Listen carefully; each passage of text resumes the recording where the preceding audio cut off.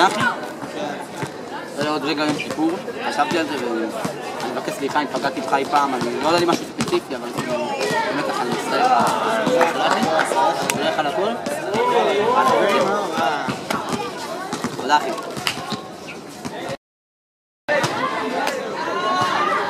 מה אחי? נזכרתי במשהו.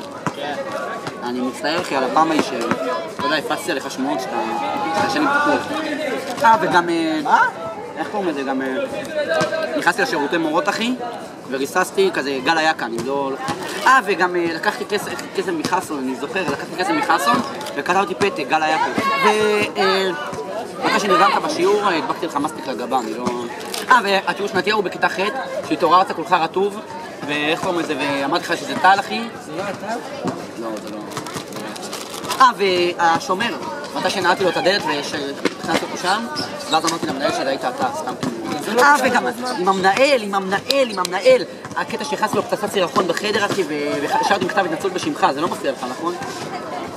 כן, וכשהכנסתי לך נעשים... רגע, גל, חכה שנייה. אני רוצה להגיד לך משהו. אני מצטער אחי על כל מה שהיה עם אחותך, אני לא... מה קרה עם אחותי למשהו? מה קרה? לא.